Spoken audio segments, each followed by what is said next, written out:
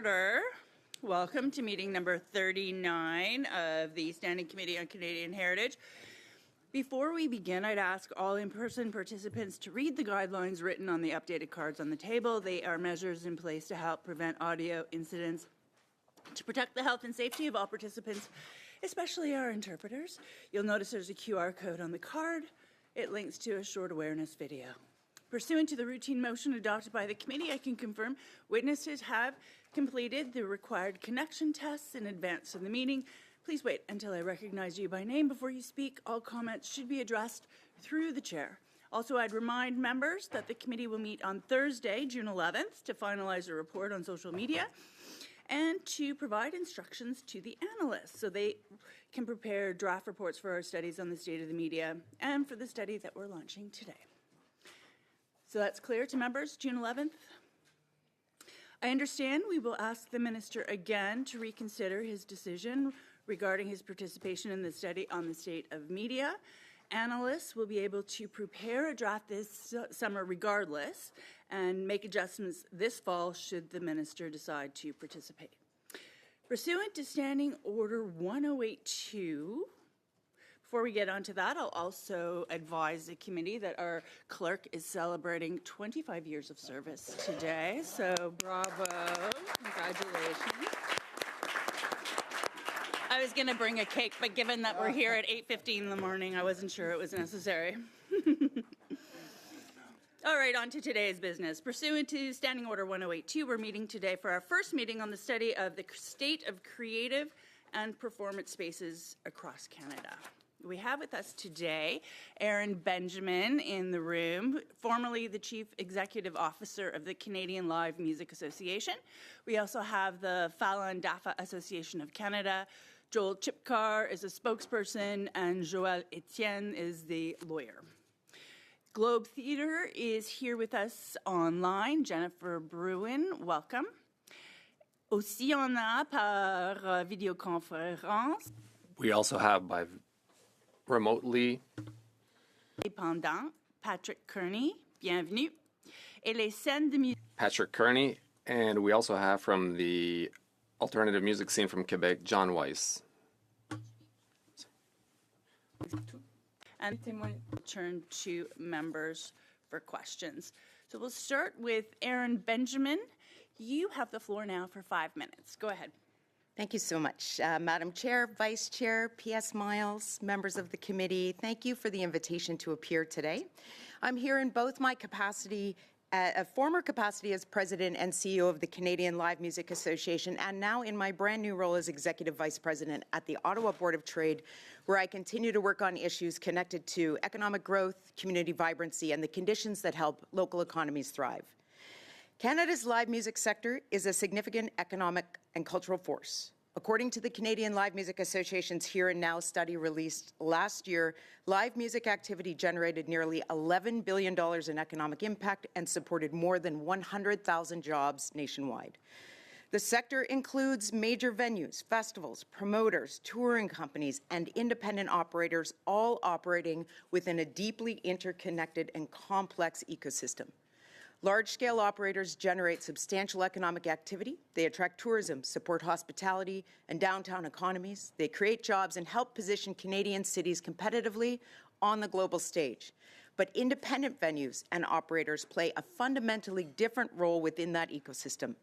They are where artists first develop, where creative risks are taken, where local communities form, and where the talent pipeline that ultimately feeds the broader commercial industry begins. The success we see later in theaters, arenas, major festivals, and international touring circuits very often starts in these smaller rooms. At the same time, independent operators are increasingly operating under extraordinary pressure.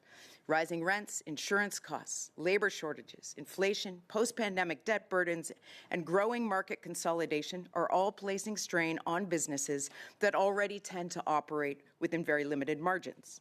Unlike larger operators, many independent venues don't have diversified revenue streams, large sponsorship structures, significant access to capital or real estate leverage to help absorb market volatility.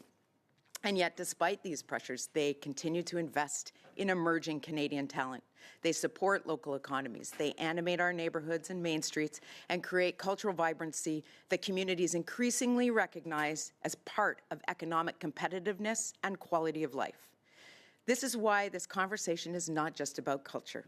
It is about economic infrastructure and market diversity, talent development and tourism, community vitality, and the long-term sustainability of a sector that contributes significantly to Canada's economy and international cultural presence. I also think it's important to acknowledge that the federal government recognized the strategic importance of this ecosystem during the pandemic. Thank you. The targeted investment in Budget 2022 helped stabilize and save critical parts of the live music sector during an unprecedented period of disruption. More recently, the reinstatement of the promoter and festival support components of the Canada Music Fund represent a really important recognition that independent operators require unique policy tools that reflect the realities of how the sector functions today. And that matters because healthy ecosystems depend on balance. Canada's live music sector works precisely because different parts of the industry different parts of the industry perform different functions. But independent venues and operators aren't simply one segment of the sector. They're foundational to its long-term sustainability and renewal. If these spaces continue to weaken, the impacts will extend far beyond individual businesses. Over time, fewer artists will be able to build sustainable careers. Fewer communities will have access to live performance. The industry will become more concentrated, less locally rooted, and ultimately less resilient and competitive. Canada already has an extraordinary live music ecosystem with enormous growth potential. The opportunity now is to ensure public policy continues evolving in ways that recognize the essential role independent venues and operators play within that ecosystem and the broader economic and cultural value they create across the country. Thank you very much. I look very much forward to your questions.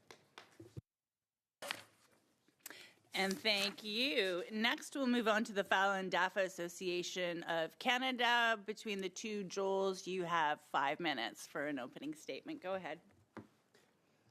Thank you, Madam Chair, honourable members. Thank you for the opportunity to speak. We're here to show how foreign interference is systematically targeting municipal, provincial, private, and federal theatres in Canada, and urge this committee and government to protect our venues and artistic freedom. For 20 years, the Falun Gong spiritual community in Canada has brought Shenyun Performing Arts, the renowned classical Chinese dance company, to theatres right across this country.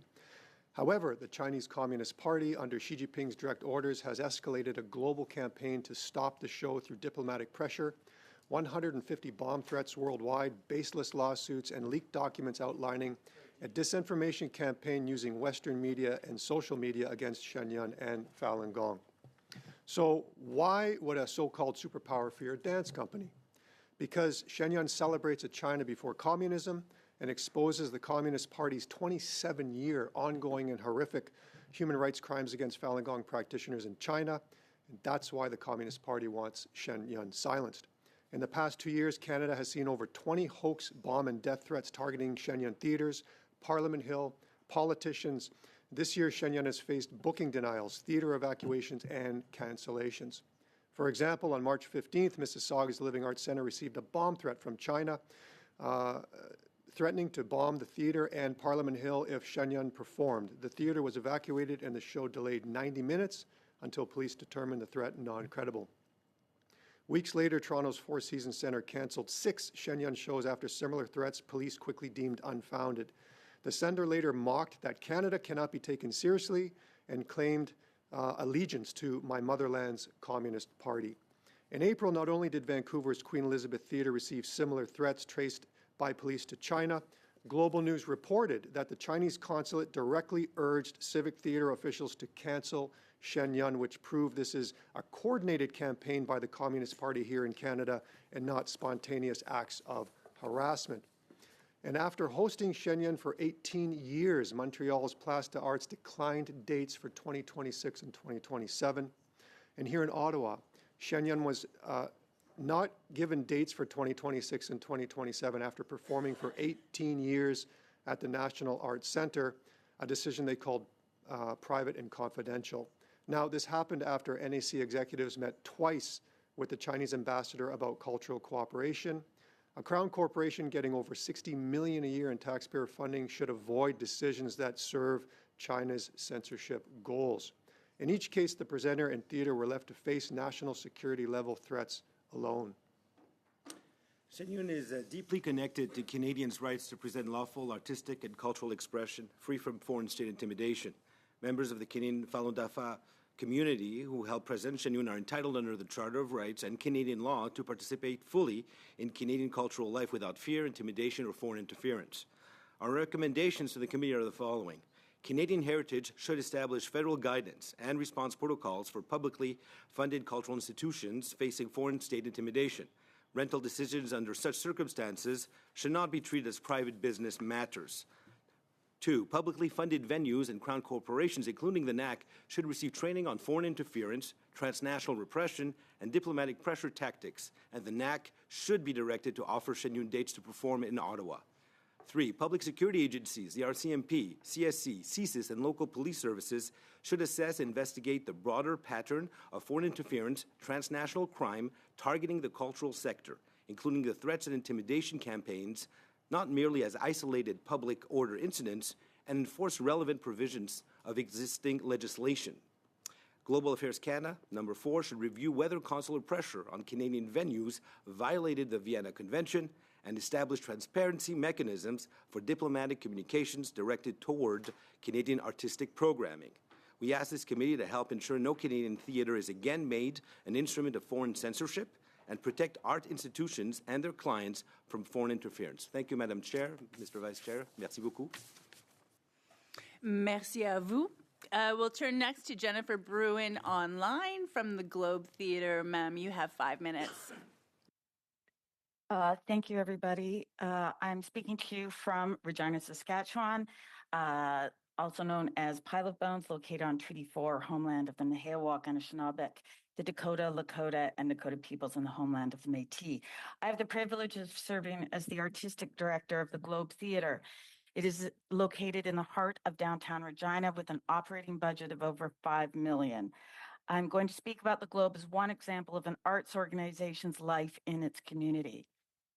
For 60 years, the Globe Theatre has been a cornerstone of cultural life in Saskatchewan's capital, city, and southern Saskatchewan. And like many cultural institutions across the country, we play a significant role in the social, economic, and artistic life of our communities. The Globe itself has a remarkable history. Founded in 1966, it was Saskatchewan's first professional theatre and remains the country's only permanent professional theatre in the round. Our home is the historic Prince Edward Building, now known as McCorkdale Place in the heart of downtown Regina. I want to note we're in the final chapter of a transformative $48 million renewal project, the results of years of planning and more than 5 years of construction. A quick look at the donors for the building. They all come from homegrown Saskatchewan businesses.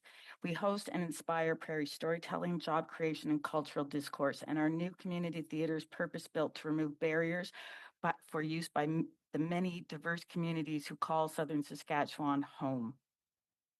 We host numerous events. We run a season of 5 productions as well as other special events, comedy shows, and dance recitals. Our recent production of Frozen ran for 8 weeks and performed to almost 19,000 people in a city with a population of under 240. That's a pretty attractive center of attention. We hire more than 150 artists, technicians, productions, staff, educators, administrators. We collaborate with dozens of sponsors, community organizations, and cultural partners. Clearly, the Globe Theatre, and just as many institutions do, we play an important role in the revitalization of downtown and Saskatchewan's broader community. Arts and cultural institutions bring people into city centers in the evenings, and on weekends, they support restaurants, hotels, retail businesses, parking services, and tourism. We animate public spaces, encourage foot traffic, and help create vibrant downtown. So just recently, we were closed for 5 years. When we opened again, the restaurants started to fill up again. They've been empty for numerous years, and all of a sudden, they were looking at our programming to find out how to staff their restaurants for sold-out nights. I'm just flipping through. The season, more than 579,000 in provincial sales tax and liquor tax revenue is anticipated to be generated directly through Globe activity. Our annual operating grant from the province is just over 200,000, so it's an estimated 200% return on the provincial investment. These numbers tell an important story. Investment in cultural infrastructure supports artists, strengthens downtown, drives tourism, creates employment, and contributes materially to the livability and identity of our communities. And in closing, I want to return to and ask everyone to consider the role the arts play in public life and in the economy. During post-war America, Roosevelt loved the arts as it played a particular role in the economic revival and renewal of post-war America.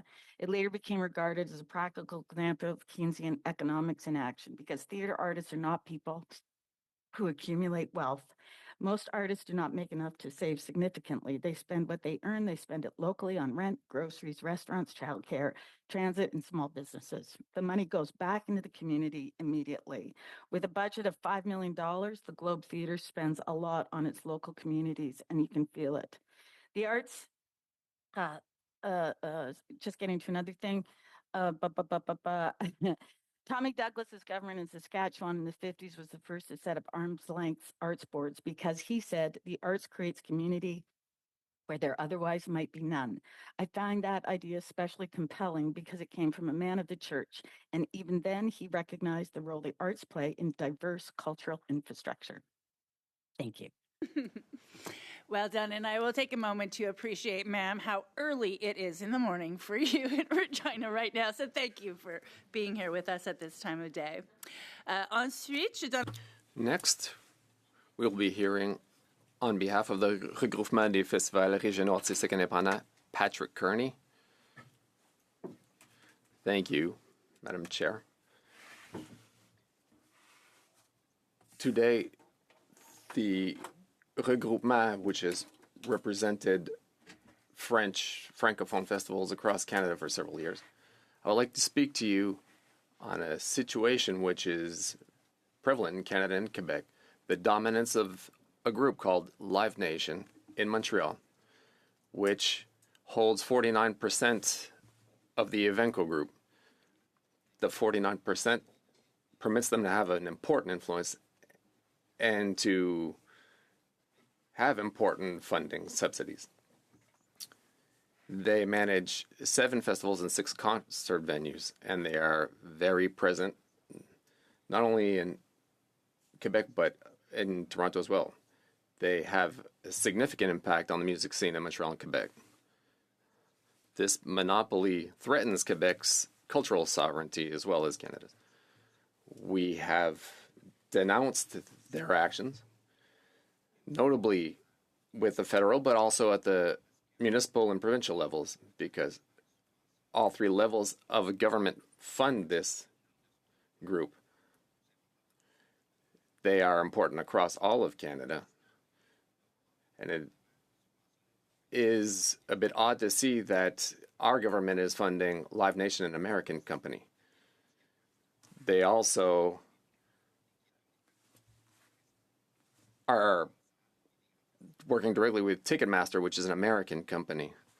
Ticketmaster has established a dynamic ticketing principle which has a large effect on the cost of tickets. In the United States, Live Nation is being sued by over 30 states, and they've had to spend over $420 million in attorney fees, which proves that they have questionable practices. In Quebec, there's also a lawsuit in progress against Ticketmaster. Until the enquête investigation in National State TV on Radio-Canada reported last February, this report caused a shockwave in the political class. We would have expected the political class to manage this more strongly. The acts of companies like Live Nation threaten our very culture. As we discussed with the journalist, she admitted that it was one of the worst cases that she had seen in the world, even among mafia members. This shows exactly how present this group is across Quebec and Canada. Very little has changed. I have just recently returned from Europe, where these discussions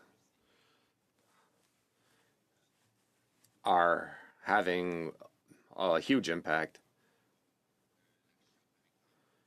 For example, one of the purchase of one of France's largest concert venues by Live Nation is sending shockwaves across Europe.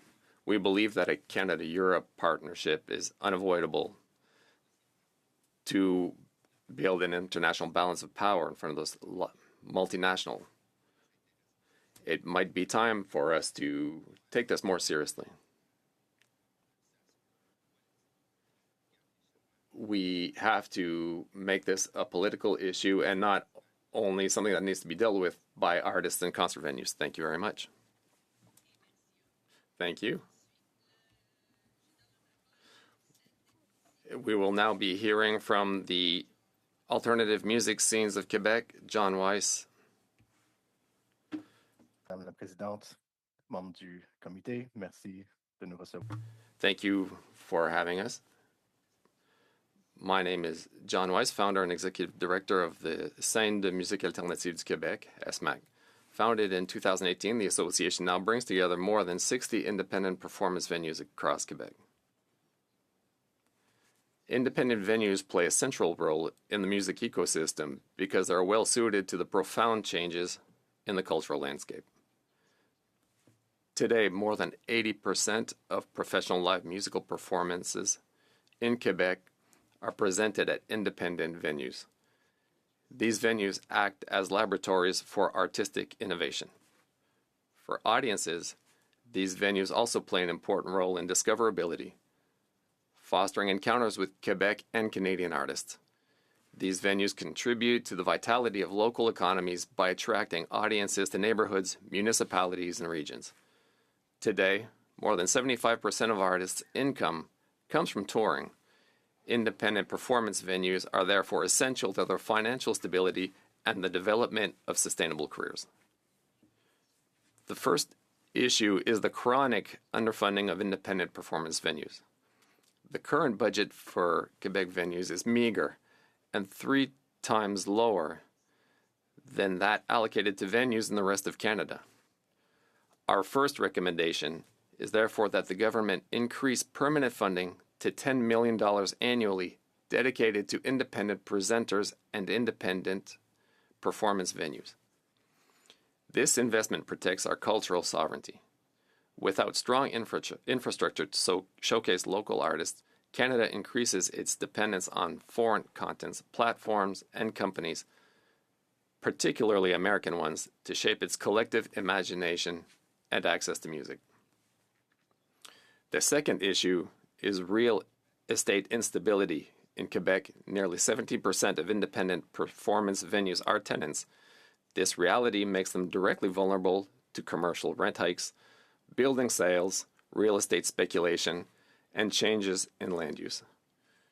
With each lease renewal, many venues anticipate rent increases ranging from 25% to 50%, compounded by an approximately 40% rise in other operating costs over the past 3 years. Our second recommendation is therefore that the federal government support, through infrastructure investments, collective models for securing real estate aimed at ensuring the long-term viability of independent performance venues. The third challenge is the growing concentration of the live performance market. Internationally, players such as Live Nation, Ticketmaster are strengthening their position through ever-increasing vertical integration. This dynamic has weakened and in some cases dismantled several cultural ecosystems.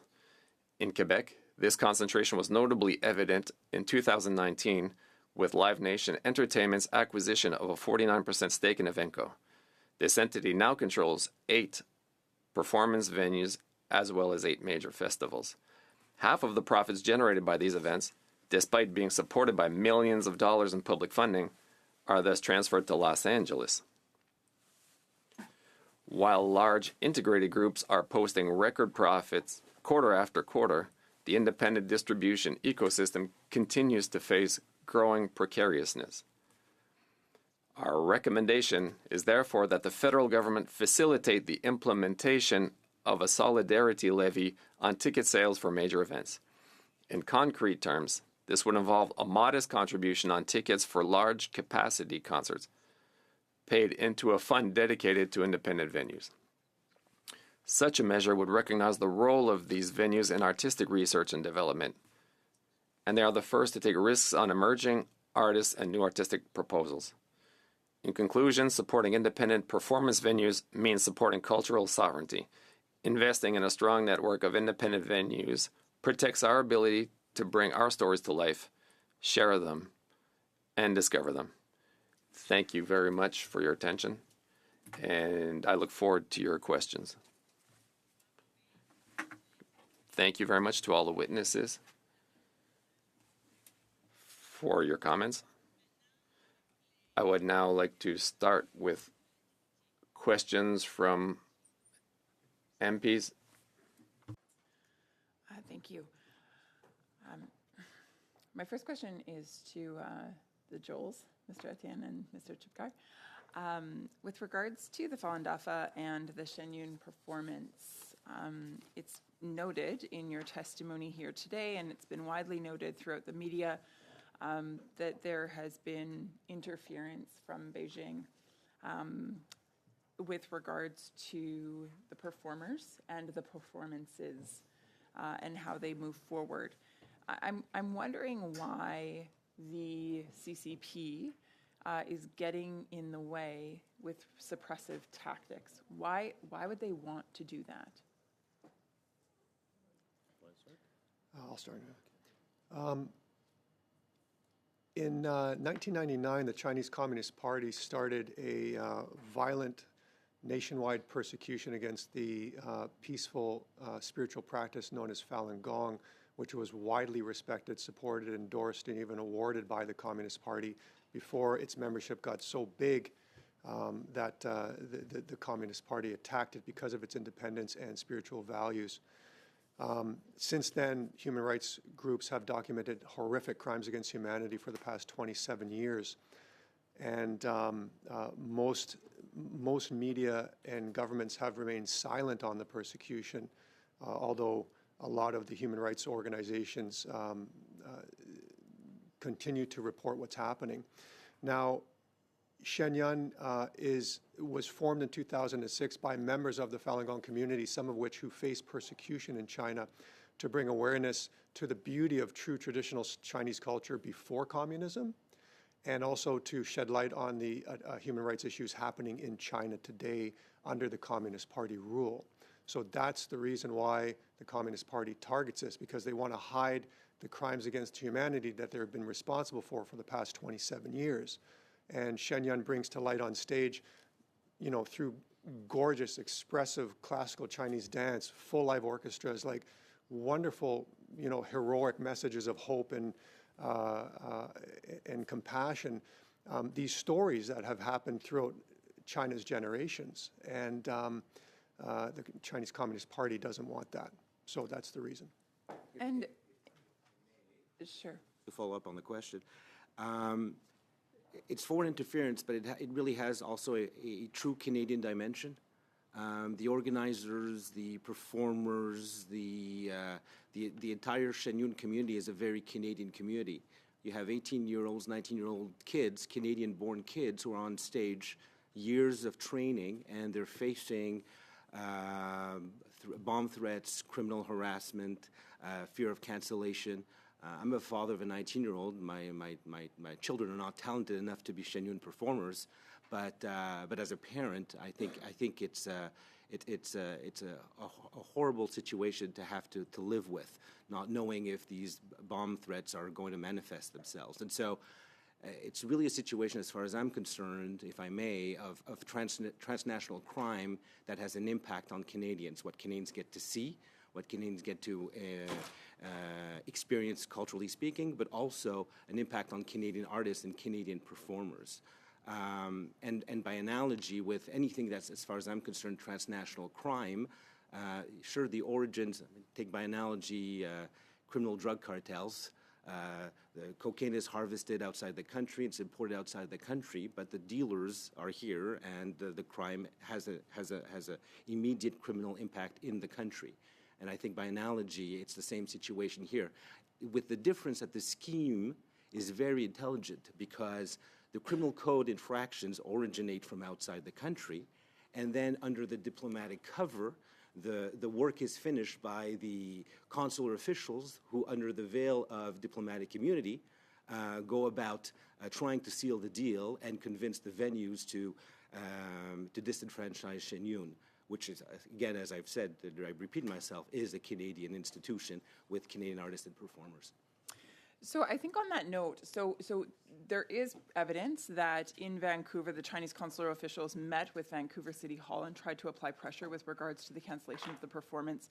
We know that here in Ottawa, the National Arts Centre has refused to enter into an agreement with Shenyun and have their performances there, even though in years past they were totally fine with it. And so it would appear that perhaps there's some pressure behind closed doors being applied there. We also know in Toronto that there were bomb threats which resulted in the cancellation of performances, even though the police actually deemed it as uncredible in terms of those threats. Now, we know that these things are happening. We also know that action can be taken in order to better protect vulnerable Canadians, and in this case, the Falun Dafa group, or community, sorry. And so I guess my curiosity is this then: what would you recommend in terms of action that should be taken to better protect those that observe Falun Dafa and those that are performing within Shenyun? Departments are supported by other federal departments. The Office of Finance and Financial Services, OFSFI, is supported when they do security checks by CSIS. Your funding, when you want tax credits or you need extra monies in terms of your envelope, you go to the Department of Finance. Anytime that my law firm sues the government, it's a lawyer for the Department of Justice that shows up, no matter what the department is. And so ultimately, you do, as a department, have the full support, if you call on it, of CSIS, of the RCMP, and of Global Affairs. And as far as I'm concerned, when diplomats are involved in engaging in criminal activity in Canada, as far as I'm concerned, they can be made persona non grata and asked for the behavior to stop or to leave the country. And please, as far as I'm concerned, there's no doubt, I don't think there's any debate that the activities are criminal code activities. Mischief, threats to life, harassment, these are criminal code activities. And the CCP is very clear about its mandate in relation to Shenyun and Falun Gong. It's unequivocal, it comes from the top, it is organized, and it is very public. They're not shying away from their feelings, and certainly not when they're meeting with Canadian officials asking them to ban Shenyun. So as far as I'm concerned, that's complicity, that's conspiracy. This is not... I would ask the committee and members of parliament, les députés, to refrain from looking at this as silos. This is We're sorry, we're out of time for that question, but understood. Mr. Alcide, you have the floor for 6 minutes. Thank you, Madam Chair, and good morning, everyone. Thank you all for taking the time to be with us today. Now, I am not an artist, but I am the proud member of Parliament for one of the most diverse, vibrant communities in our country, and certainly an artistic community at that. And so I fundamentally recognize the value of these venues, of these performance opportunities that young and emergent artists get. I'll also make a point of saying, despite aging a couple months back, I am now 1 year older, still fairly young, and so I have the privilege of engaging with young artists all the time. Some of my favorite videos online are of artists performing in smaller venues before they became famous. Because you can see this blend of three traits, I would say. It's talent, it is passion, and it's opportunity. Ms. Benjamin, Ms. Bruin, you've both worked closely with independent venues and grassroots artists across the country. And for many young Canadian musicians, those smaller venues are where they perform for the first time, it's where they build confidence, and it's where they start growing an audience. Could you speak to the value of these venues for emerging artists? Shall I go first? Thank you so much for the question, Madam Chair. So I was one of those artists long before you were born. Now, how long? I'm not going to say.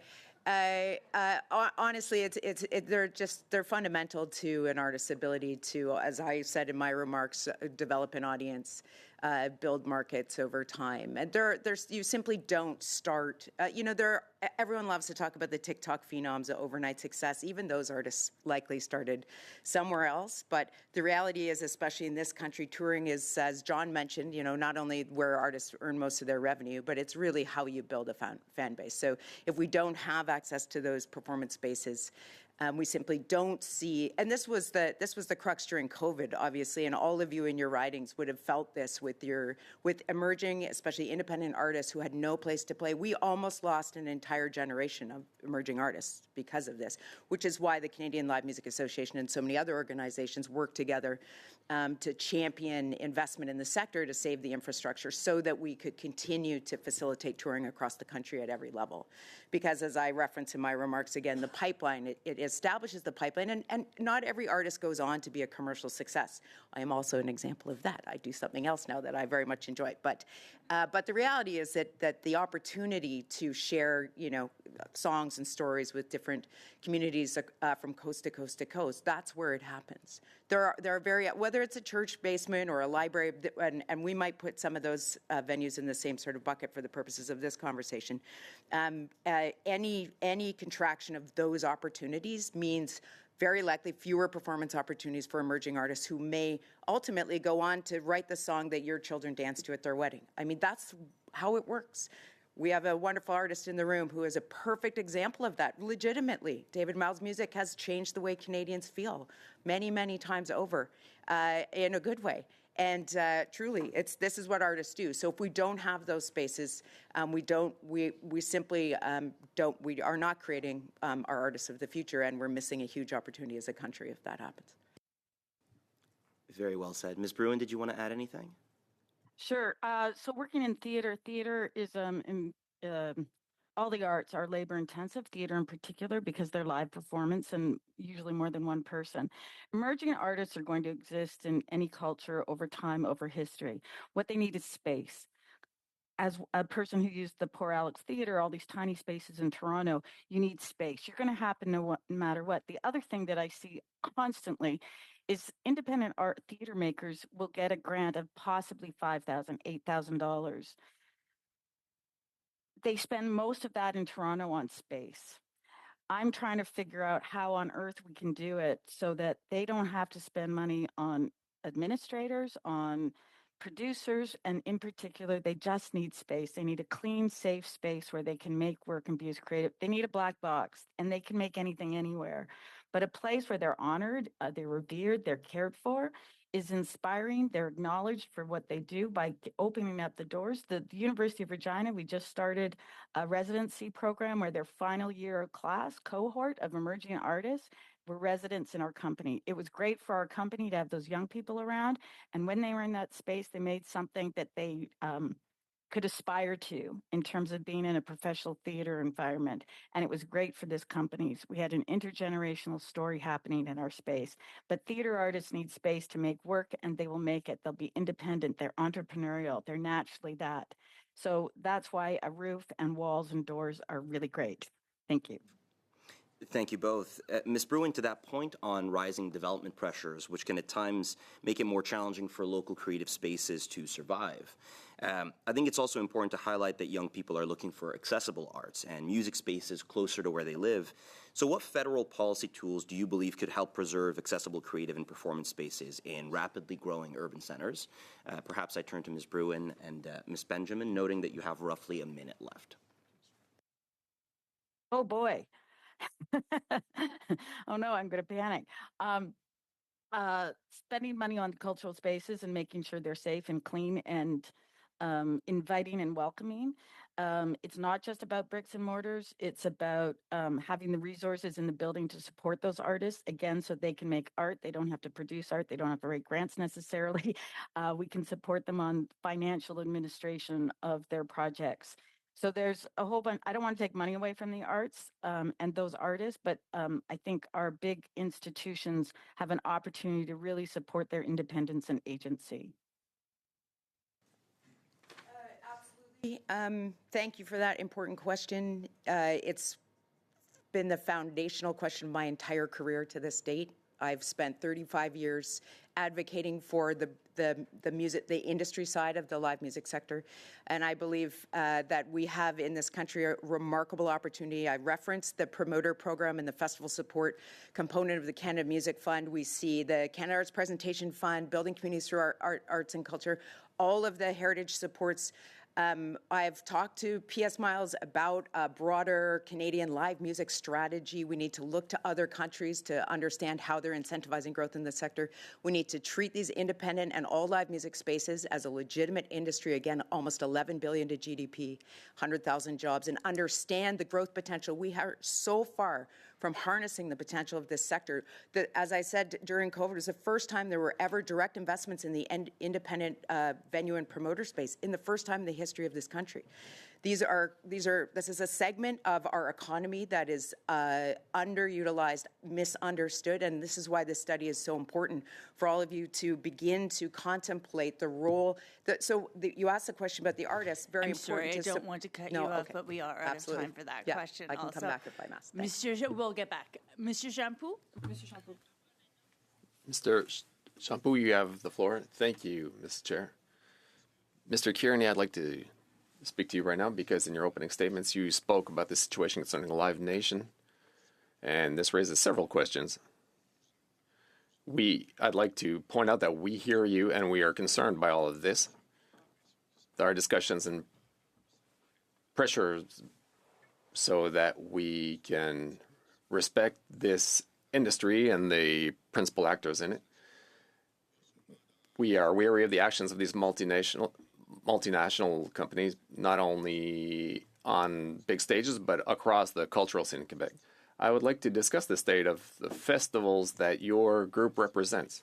There are a lot of regional festivals, small festivals, very diversified, very thematic, which allows us to discover different facets of our culture, which aren't necessarily that accessible or as openly or clearly shown across the community. I would like to know your feelings on how the federal government can work at rectifying this situation and be sure that we are funding these activities so that they can continue. Thank you very much for the question. Yes, these festivals do play an important role in the development in artists' careers. Festivals are often the entry or the doorway for aspiring artists. We did a study that has shown that when we are in a small festival with about 50 artists, to us it's like a sort of a large buffet where we can showcase a lot of artists. After that, we have the option of going to see them in concert venues or different types of halls. With regards to the financing, it's always an issue. The heritage funding, with regards to that, yes, there is some money, but our slice of the pie is not getting any larger. Therefore, a festival that used to have $25,000 funding next year will have $22,000. The federal government will consider all the eligible festivals, so the mentality seems to be either we get the money or we... Sorry, what's the first thing that happens when...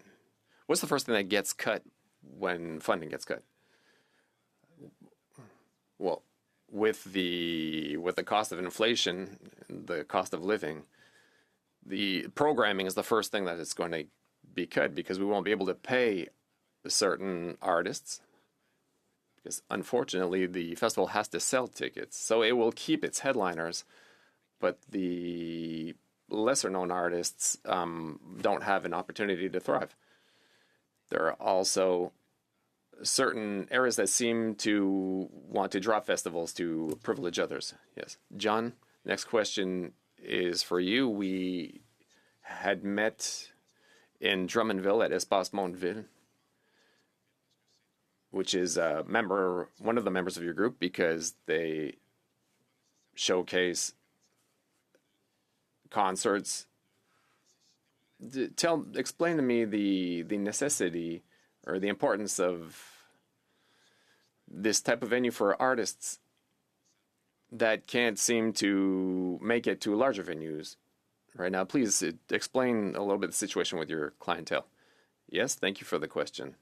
The majority of Quebecois artists play within our network. There are a few artists that are able to sell enough tickets to be able to tour in theaters. We see that the large majority of Quebec artists and Canadian artists who tour through Quebec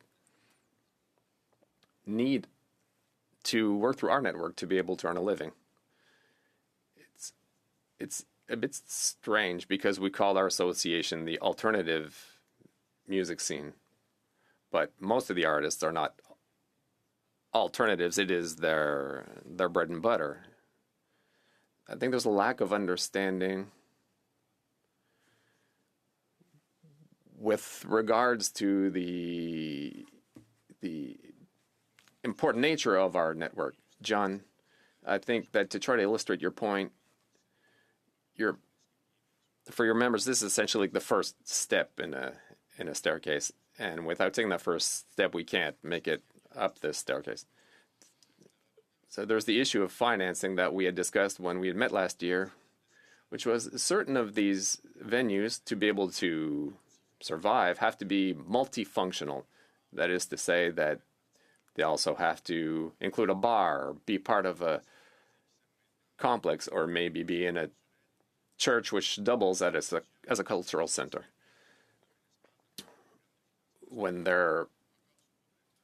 Are there issues with regards to there being many uses to these venues? Absolutely, because most of our venues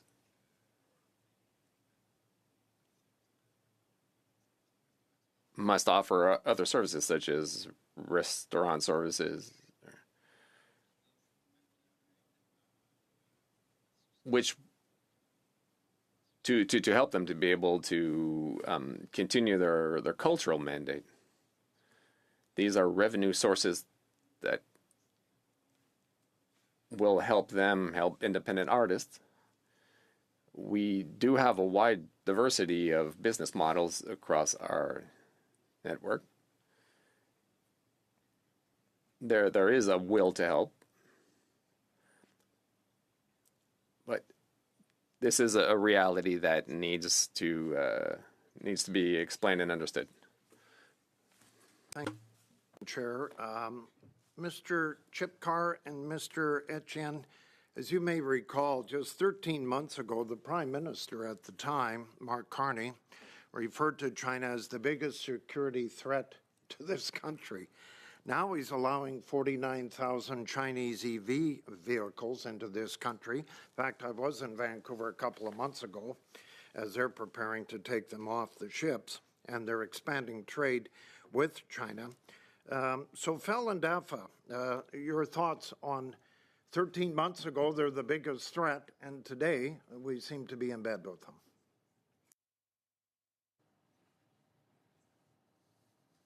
Our concern is, when we start to ignore the interference, transnational repression happening in Canada, then it doesn't just become a Falun Gong Shenyang issue, it's everybody's issue. Like all of these young artists we're speaking about today, what if a young artist wants to write a great song about democracy and anti-communism? Are they going to be attacked by the Chinese Communist Party here in Canada? When it comes to the National Arts Centre after 18 years, we're concerned because we can see the power of the Chinese Communist Party influence here when they had over 20 correspondents with NAC executives and CCP diplomats on cultural cooperation, over 20 before, and then just months later, Shenyang was canceled with no there was no, what's the word I'm looking for? There was no excuse or evidence or reason that held up scrutiny. All the reasons didn't hold up scrutiny. So yeah, when we start putting our democracy, our freedom of the arts, our freedom of speech, our freedom of belief on the back burner, to please China for trade, we're losing our country. We've heard the Prime Minister speak about standing up to America, and every day we do business with the Americans. They're our best friends, and yet we're maintaining our Canadian values and principles in relation to the Americans. I'd like to see the same, Canada standing up to the CCP. There's this department, and our country has a history of standing up for the freedom of cultural expression. We did it during Jim Crow. Don't forget Josephine Baker, Billie Holiday, Louis Armstrong, Duke Ellington, Jackie Robinson in sports, Jack Johnson, Willie O'Ree. All of these people, we stood up to Jim Crow, did business with the Americans, and stood up for Canadian values of equality and of decency. And I just can't understand for the life of me.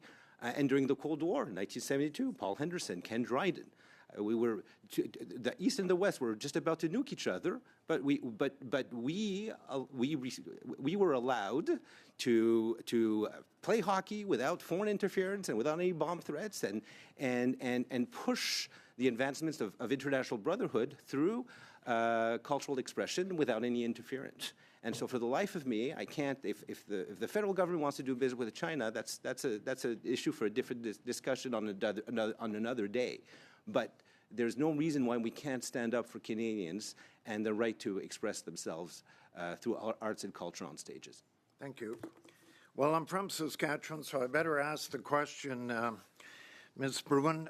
A lot of controversy in the province the last 3 weeks with Globe Theatre. Your thoughts on Little Red Warrior and the comedy that took place with Regina Campbell Collegiate. Was there a misunderstanding on the age?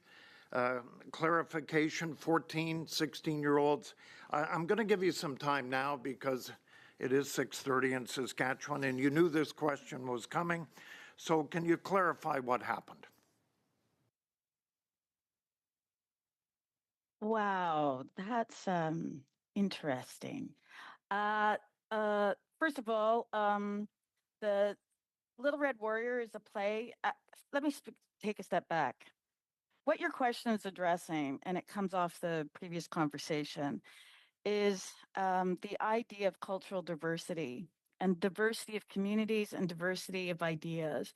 And the idea that we live in a community with multiple realities and cultural realities is something the arts gets to show off and embrace. In terms of Little Red Warrior, this was a play that has been produced across the country. It's by a Governor General Award winning playwright. This play has been produced for students for high school matinees many times. The production, the script was available to the teachers. The script follow-up conversations were had with the schools and with the teachers, and the content was revealed to them. That's one part of the problem that we had. So there was a school that showed up. And I'm have to cut you off there. I'm sorry, Thank you. Bevan, but we're a minute over already. Okay. Madame Auguste, je vous donne la parole. Madame Auguste, the floor is yours for 5 minutes. Thank you very much, Madam Chair. Thank you for everyone for being here, to everyone for being here. In a report from January 2026, we discussed the approach from artistic organizations. For example, in Calgary, there was a network of heritage buildings such as King Edward School, which is over 100 years old, which was transformed into a venue for arts. Also, something similar in Nova Scotia, which did something very similar. In my own riding in Terrebonne, we've used heritage buildings to be able to offer certain artists spaces to put on their own performances. I believe this is very fair practice, which can revive certain heritage buildings which would otherwise be empty. My question then, Mr. Wise and Mr. Kearney, how can we encourage this type of practice? And how can the different levels of government help with this? Yes, thank you for the question.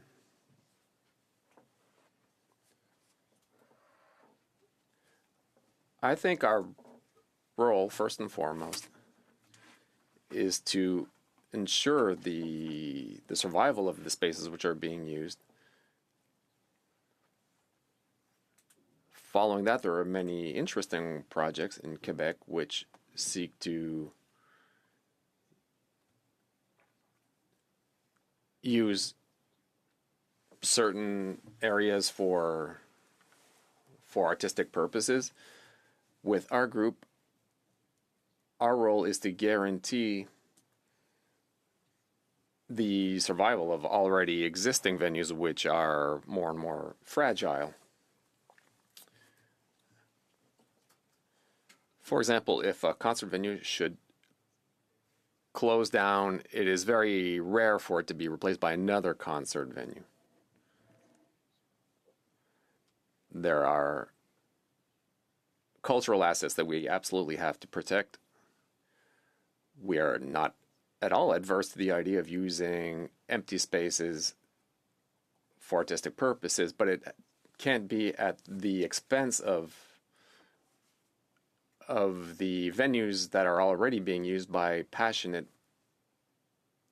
people. So we have to be sure that these spaces remain operational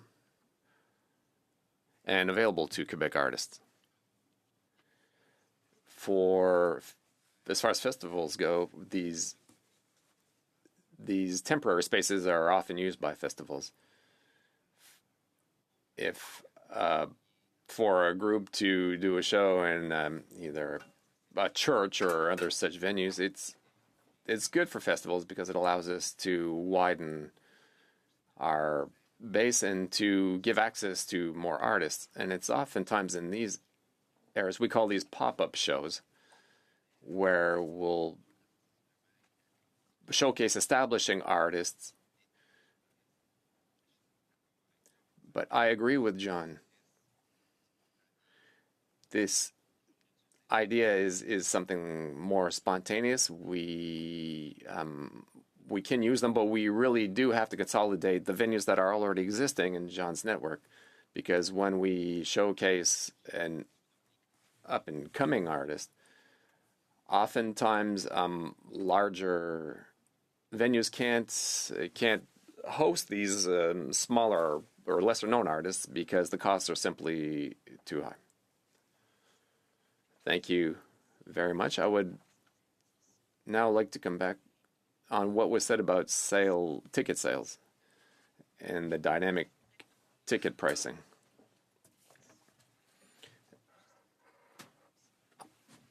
As my colleague had mentioned, there's a lot of young people that want to have access to such artistic performances. Could you explain how all of this affects accessibility to youth for concerts?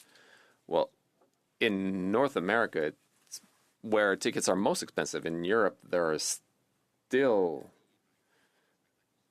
more fair competition. But here, to see a concert for under $20 or $200 is rare. This is what we call the cultural dollars. A young person who buys a ticket for a French artist, say at M. Tillis, costs a lot of money. There comes a time where there's a limit. And the report from Enquête showed very well that the girl who had a budget to go see Paul McCartney for $500 ended up paying $900 due to Ticketmaster's dynamic ticket pricing. that means she'll go see fewer concerts in a year, and therefore Canadian Quebec culture won't sell enough. Thank you very much, Monsieur Champoux. You have the floor for 2 minutes. Thank you very much. I'd like to come back on what my colleague, Madame Auguste, said. The use of heritage buildings for live performances. But I think that there's the state of the buildings. The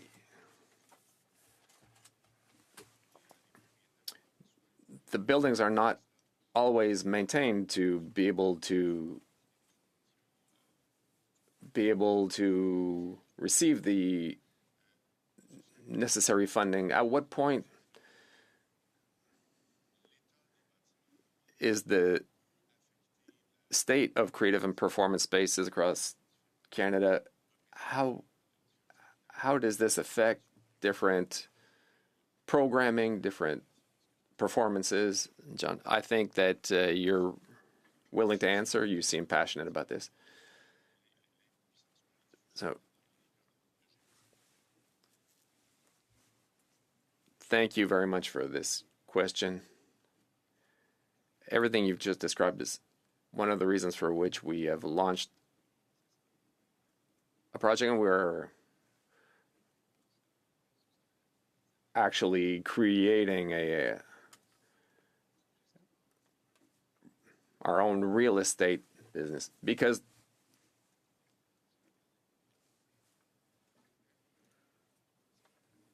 the fact that 2/3 of venues are renting means that someone, for example, who has a lease over 5 years is not interested in investing hundreds of thousands of dollars into renovating a building when they'll have to give up that space at the end of their lease. So there's a lot of work to be done to be able to create a more long-term vision, so that, and this will eventually facilitate much more private and public investments if we do our job right. I suspect I may miss time for the question I'd like to ask Patrick. It was very interesting what you were saying about prices for larger concerts, which means budgets will be completely spent, which means fewer people will be able to go into more smaller areas to discover other artists. For example, in all the areas that John's association represents, I'd like to discuss the festivals and the type of clientele that you hope to attract, but where the logistics are affected due to the huge prices in larger urban centers. Sorry, my time is up, so we'll discuss it later. Thank you. Thank you. Very interesting. Thanks, Madam Chair. I'd like to give Ms. Bruin a chance to talk about what was mentioned earlier by my colleague, the play, the performance called Little Red Warrior and His Lawyer.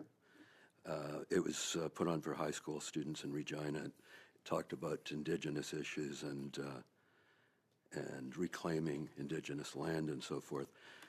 I know that the play's creator is quite well-reputed author and playwright. He told CBC the show has some, quote, pretty racy content, end quote. Would you agree this is a fairly racy play? No, it's a saucy play. It's a satire. It's a satire about land claims and land rights, but I wouldn't call it racy. I'd call it saucy. I'd call it bratty. I'd call it irreverent. And as I said before, it's been produced across the country. What happened in Regina is twofold. There's a conversation that theaters get to have and artists get to have between schools and what content is appropriate. Other schools did stay. Other schools have seen the show. So there's a conversation between schools and theater companies that needs to happen to make sure we're all aware of what we're going to see. Now, Part of, one of the saucy part came from Just Bins, which is a site where people upload trash, racy, terrible things about the community. And that's when a student had inappropriately recorded a scene from the show and uploaded it, and misinformation was taken and gathered from that. So the fact that this has turned into a quite a violent response with death threats against the artists, we had to have police officers in the theater to protect the artists and the audience from the death threats that came as a result of this thing that happened on a website that should never be quoted. It should never be given any attention because it is only trash. So there are two things that emerged from that. Fair enough. Now, one of the students who was interviewed by media after the performance said it was supposed to focus on Indigenous issues and reclaiming Indigenous land, but I feel the play lost the plot. It was kind of all about sex. Would you agree? First of all, there was another student who said there was no big deal when they were interviewed by the CBC. So there's a diversity of opinion and responses to it. In terms of the play, it was a farce. And it was about Indigenous land claims, and the farce and the sauciness in the play was related to those issues that were going on. So, All right. if that's what they felt, that's fine. It's also been reported that the Globe Theatre, I'm not sure if it was you, responded to concerns about the content of the performance. There were concerns from parents expressed, and somebody from the Globe Theatre said parents were being transphobic and homophobic. Do you think it's fair that just simply because they didn't want their children to see fairly lewd behavior in a play? It wasn't lewd behavior in a play. There was no lewd behavior in the play. There was sauciness in the play that is seen in Bridgerton, in children's TV shows and young people's TV shows that are going on right now. So no, I disagree with the premise of the question, but I will say that parents have a right to speak up about what they want to speak up about. And what happened that drives me nuts is that conversation didn't get to happen because Just Bins and the national press came up and made misinformation and lied about what was in the thing. We could have had a really good question. I'm running out of time.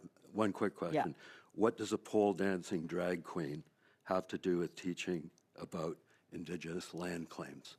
I think you should see the play and find out, or read it. I think that this play was appropriate for grade 9 students. No grade 9 student was at the show. They were grade 10, 11, and 12. At Campbell Collegiate, we gave them the content and the warning of what was in what was in the show, and they did not bring the grade 9 students as a result. That's the kind of misinformation that Just Bins and the National Post picked up from Just Bins, which is a trashy site that is misinformation about the show.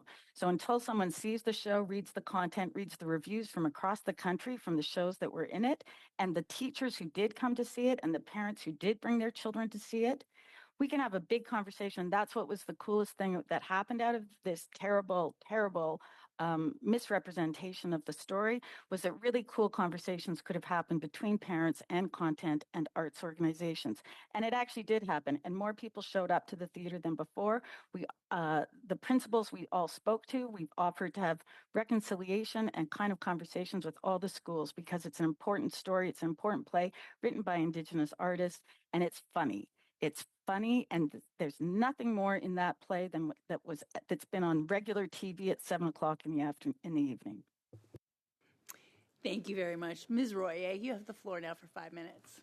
Amazing. Thank you, Madam Chair. I'm going to center my questions first on Miss Benjamin, but a little bit of context. I'm a West Coast MP, and I represent 4 of the 21 Metro Vancouver, municipalities, and more: Belcarra, Port Moody, and Coquitlam. And that's from smallest to largest, 800 people right up to nearly 170,000 people. So 4 communities. Of those, Port Moody chose a moniker about 25 years ago, and that moniker was City of the Arts. And even back when I was a city councillor for 11 years, we were still trying to live into that moniker. but it was very, very important to our community. You talked about the cultural ecosystem and the necessary infrastructure. One of the things that we would often do for smaller groups looking for performance space, which is also limited in the community, there's really two main venues. One is in Port Moody, the Inlet Theatre, capacity of about 190 seats, and a slightly bigger venue in Coquitlam, the Cultural Evergreen Centre. But in Port Moody, council would often grant fee waivers. And how that really transpired was a group could avoid the fee rental, but they would still need to satisfy the other costs of the theater technician, etc. And that might result in still having to pay about $1,400 a day. So that gets really expensive in smaller venues. I'm wondering, in your best estimate, with municipalities doing this all over, granting fee waivers, it still might not be enough to help these performing groups get their starts. What would you suggest? How can the federal government better support municipalities when the existing infrastructure, there may be some, albeit not enough? What do you imagine we can do? Thank you so much for the question. It's great to see you again. I think the federal government can send a signal to all levels of government about the importance of the cultural industries, arts and culture, by developing fiscal and cultural policy that incentivizes sustainable growth in the sector and start treating this industry for the value it represents economically and culturally. There's a deficit of policy that exists, and this is what we have an opportunity to address through this committee and other committees like it, to say Canadian content matters, Canadian stories matter, telling those stories, accessing Canadian artists and bringing us together in spaces of all sizes matter. So what kind of policy tools are we going to develop? So it's not just about funding. John said it's about attracting private sector investment. It's about signaling the importance of community building and city building. What are the elements and aspects that we need to renew our downtowns, no matter what size of city? We're all struggling still across this country. What are the elements? And frankly, you know, this is the sector. I've said this for a very long time, and I'm not sure I'm crazy about the term, but it's accurate. It's low-hanging fruit. This industry is at every level, and so you're talking about nonprofit community arts, which is an essential ingredient to what we're all talking about today. You know, the commercial side, the nonprofit side. We all work together, but this is a sector that has been historically under-leveraged. There are Canadian heritage programs are amazing. They're incredibly important. They should always be addressed, every budget, and be renewed to reflect the realities of the sector. Again, all of us have these arts organizations and commercial entities, small businesses in our ridings, and they intersect with other types of companies. Canada's doing an excellent job at understanding how we can move import and export across provincial borders and national borders, and we should look at culture and cultural exports and imports the exact same way. So the federal government can lead the conversation. We can learn from other jurisdictions across the country. There are some really amazing places in Canada doing great work, and around the world, to understand how to harness not just the economic and cultural activity, but understand the intersectionality. When theater, music, dance, whatever it is, thrives, it is more likely to draw tourists, right? Where we're sitting right now, in the beautiful cities of Ottawa, Gatineau, we understand that better than most. When we leverage cultural content, tourists are likely to spend more and stay longer. I mean, we attract talent, the talent we need to work for our tech companies and our defense primes. It's really fun. This is a layer that we have, I believe, sort of misunderstood for a very long time. It's why it's so important to have such a diversity of elected officials who come from different backgrounds and bring different perspectives to this conversation. We have a moment in this country right now to really harness the activity that all of our witnesses today represent, and so many others doing incredible work. And the municipal piece that you're referencing is so important, because that is where we come together as neighbors, and from there we grow our amazing Canadian artists and voices. Thank you very much. Monsieur Généreux. Monsieur Généreux. Je vous donne la parole maintenant pour 5 minutes. Mr. Généreux, you have the floor for 5 minutes. Thank you, Madam Chair. Thank you to the witnesses. Madame Benjamin, Mr. Carney said something rather significant. He said there was a serious threat on the country's cultural sovereignty, that Live Nation and Evenco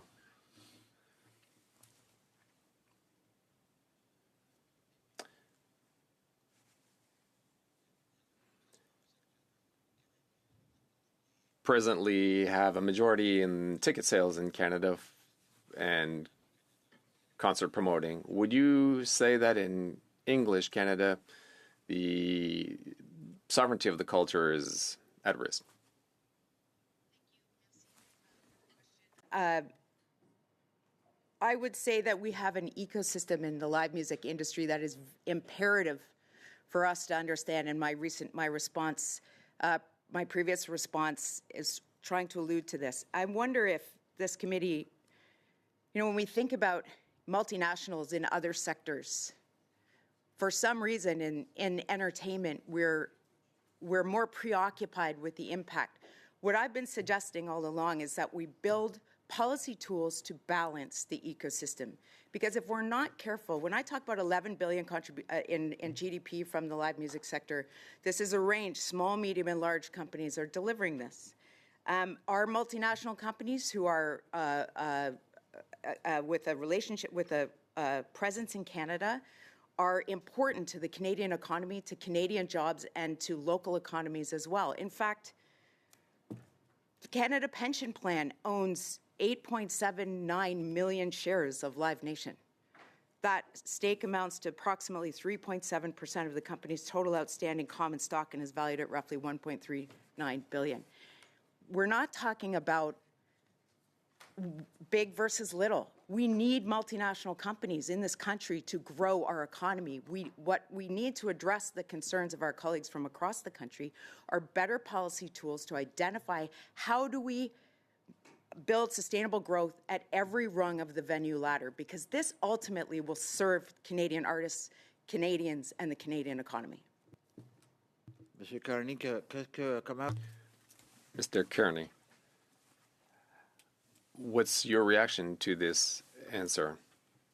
Because there is a threat to the cultural sovereignty, again, due to Evenco and Live Nation.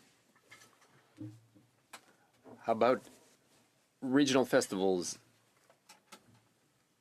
Is Montreal also considered a region in your regions that you represent?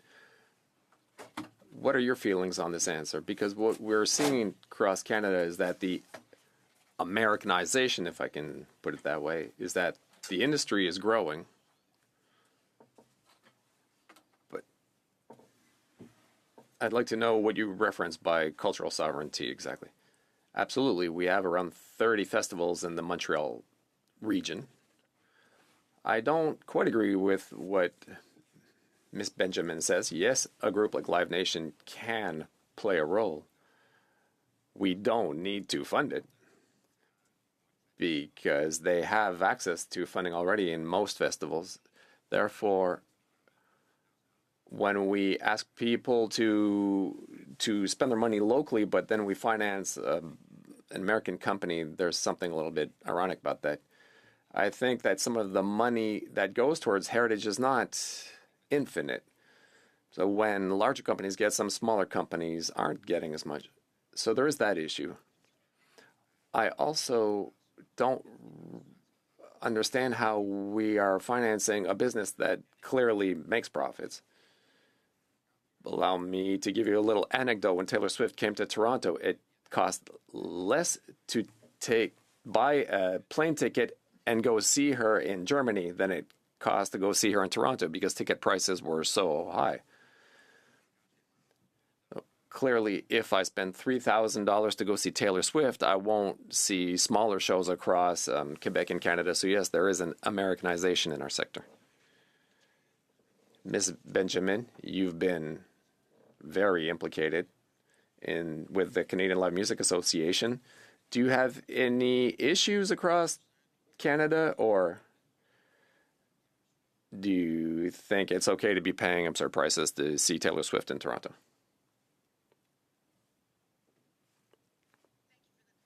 I think, I don't know if we want to have this supply and demand conversation today or not, but there's a reality when 1 million people want 500,000 tickets. We see this every time we have international shows.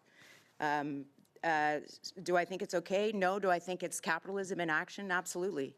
I don't like paying $1.95 at the gas pump. My next I broke my iPhone. I'm going to need a new one. It's going to cost a lot. I mean, this is the world we live in. So if we want to be intentional about how we address these things, again, I think we need to unpack policy. Right? We do this in other sectors. We do this in defense. We do it in tech. We, to a certain extent, do it in healthcare and education. We need to do it in entertainment and creative and cultural industries and understand the opportunity that it represents. If we have all these people willing to, and I don't disagree with my colleagues in Quebec at all, we have finite culture dollars. But there's a reality. My 18-year-old daughter also saw Taylor Swift, and I paid for it. I can tell you it was expensive, but she wants to go to see that. I am helping her to understand the other types of shows that she'll enjoy, and she does consume music of all kinds in all sizes of rooms. But the reality is this will always exist. So what is our opportunity? Our opportunity is look at where the gaps are. Okay, smaller venues work in a different market context. How can we address that? How can we help them stabilize and grow? How can we help Canadians and people coming to Canada to consume our culture understand the range of opportunities? It can't be big versus little. Otherwise, we don't have the balance that I feel is fundamental to the success of the ecosystem. And again, Canadians, Canadian artists, and the Canadian economy. Thank you, Ms. Hurdle. You now have the floor for 5 minutes. Thank you, Madam Chair. Good morning, everyone. Nice to see you all here. Thank you for being here. I am in a rural Nova Scotian community, and we have a very active small theater here. So I'm going to ask my first questions of Ms. Bruin. Here in northern Nova Scotia, we have a lot of Indigenous-led arts and culture happening, and I'm wondering, based on your experiences, how you would say Indigenous-led arts and culture spaces and programming contribute to reconciliation and cultural revitalization. Oh, thank you for that question. I think it's critical, I think it's primary, and I think it's effective. And I think that because it's fun to watch that. We just recently had a festival called Spring Thaw Festival, where we worked with Gordon Tatusu's theater company out of Saskatoon, and they came down to Regina because Regina doesn't have the same kind of theater, Indigenous theater community that doesn't in Saskatoon. And what was so striking to us was how grateful they were to be able to come into a space. And I don't want to use the word grateful around hosting and being guests and hosts. We are both at once all the time. But what was fun to watch was, or the words we heard was, it was so great that they didn't have to do anything, that they could come in and read their scripts, and they could work on their stand-up comedy, and they could have conversations, and they could just walk into the space and do what they did well. And with that energy, it radiated out to the community, and people started going, I want to have that conversation with you guys too. For us, reconciliation is a lot about finding the worlds where settlers and Indigenous and non-Indigenous people meet. And so comedy is a place that we do it in, and that's one of the critical parts. But we're watching it as it happens in different areas. So for us, what we're recognizing is on reserve, the kids are in music and they're in visual art and they're in dance, but they're not so much in theater. And what that tells me is that there's no theater program per se. It's a multidisciplinary area. And so the more agency we can provide or offer up, so we're not dictating the kind of work that they want to do, but we have a space in which they can access whatever means they want to, so our sound booth or to create music or those things. But also, 85% of our audience is non-Indigenous. And 10 years ago, when we put on a play by Indigenous artists, no one came to it. Now they sell out. So now it's becoming that third space where people are sorting out between communities in between different cultural and ethnic spaces, that conversation. And we're watching these stories happen on stage around what it's been like for conversations to happen. So I'm inspired by it all the time, and it's not easy. We're always learning. We're always open to it, but it's a pretty critical place for some big ideas to take off and flourish. Amazing. Thank you for that. And I'll ask you and perhaps Ms. Benjamin to also chime in on this one. Wondering about challenges faced by rural, northern, and remote communities then is kind of an offshoot of that question. Ms. Bruin? Ms. I'm Benjamin, sorry. Go ahead. No, Thank go ahead. you. No, it's such an important question. I spent 13 years living in Northern Ontario as an artist, and I have direct experience. And many years on the board, actually, of the East Coast Music Association. Being from away, I ended up somehow on that board and certainly spent a lot of time in different parts of Eastern Canada, as well as a touring artist playing very small communities across the land. So I think that organizations like Canada Council for the Arts, when we're talking about the nonprofit side of things, certainly have a deep understanding and attempt to approach effectively some of the very unique specialized needs of live music spaces in rural parts of Canada, but we need to go further, and connectivity and the cost of touring is exponential, so you're less likely to attract artists as a result of that because of the cost of getting to smaller places, and typically we may see smaller budgets in smaller rural places as well. So again, I think it's a great opportunity when we're thinking about modernization of cultural policy to understand those unique aspects and consult with folks, artists and venues and festivals, both on the not-for-profit and commercial side of that spectrum, to understand those challenges and integrate their perspectives into future policy. Great, and that's my time, unfortunately. Thank you, ladies. Oh, perfect. Mr. Shampoo. Mr. Shampoo, the floor is yours for 2.5 minutes. Thank you, Madam Chair. Mr. Kearney, back to you. I'd like to pick up where we left off. Earlier, I was asking how you could describe the impact that these high ticket prices have with regards to access to culture in festivals in the regions. Have you assessed a change in maybe the age and the amount of the clientele that you have in these regional festivals? The advantage to festivals is that they remain quite affordable for a young 20-year-old. The cost of a festival will be moderately priced, but you'll see a lot of artists. There is a rise of costs, of course. Inflation is affecting festivals.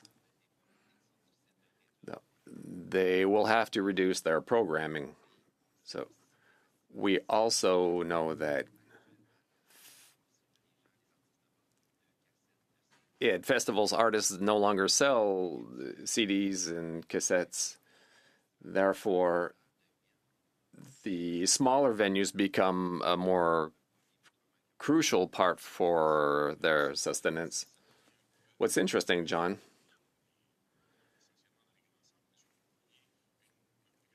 are you seeing more interest in, say, smaller concerts due to the fact that people are having a hard time being able to afford tickets to larger concerts such as Taylor Swift? Are you seeing maybe more people coming to your venues? We are seeing some interest, but as previously mentioned, the people's capacity to continue to buy, for example, for someone who spends $400 on a pair of tickets at the Bell Center won't have as much money left. But how about the person that can't pay $400 for a concert at the Bell Center? Will they maybe pay $60 or $100 for 2 tickets in one of your smaller venues? Could that have a positive effect? Our venues don't have more festival or concert goers due to more expensive venues. There might be a small amount of this, but it's not something that is particularly significant. Okay, so I think I see that the chair is looking at me and letting me know my time is up, so I won't elaborate on this. But I'm looking at you with a nice look. You now have the floor for 5 minutes. Thank you, Madam Chair. It's a pleasure to be here, and I want to welcome our witnesses as well as the many people that are listening to the committee in the room today. It appears from my recall of faces that there are many representatives of the Falun Dafa community here to observe these hearings, and I want to thank you for being here. Your regular witness on Parliament Hill and various fora, including here at this committee. My questions will be to the Falun Dafa representatives, and if you're able to give responses as just short as possible, so that I can get through a few different things. What we're talking about, as I see it, is the systematic targeting of a particular arts and culture presentation by a foreign state that doesn't like it. Is that fair? Okay. Yes. And further, we're talking about a situation in which this is being tolerated by Canadian elites who are complicit in it, allowing it to happen, or at least looking the other way. Is that fair? Canadian, sorry? By people in Canadian elite institutions that are, in some cases, complicit in it, tolerating it, or at least looking the other way. Absolutely, except for our local police forces, who've been incredibly diligent, on top of things, in terms of protecting the venues, our artists and the public, and conducting very efficient, quick investigations, coming to, and giving us the results that we all know, which is foreign interference with of course, local actors. We believe the consular services of the CCP. Right. So to put the precise point on it, you're having a very constructive relationship with the police, but otherwise you're seeing that there's a reluctance to confront the reality of foreign interference here. We're seeing absolutely inaction at the federal at the federal institutional levels. Okay, and this whole situation is so incredible that we would allow a foreign state to be involved in trying to censor arts and culture here in Canada. And I think to just put a fine point on it, imagine if it was someone else, right? Imagine if there was a large organization in the United States that was trying to induce the censorship of a play or a dance performance here in Canada. What kind of response would you expect from Canadian elites in that situation? If it was hypothetically, let's say there was a right-of-center group in the United States trying to cause the censorship of arts in Canada, what kind of response would you expect from elites to that sort of event? And how would you compare that to what we're seeing in a case involving the CCP? Look, the targeting of Shen Yun is targeting a Canadian institution. Shen Yun is Canadian. Shen Yun performers are Canadian artists.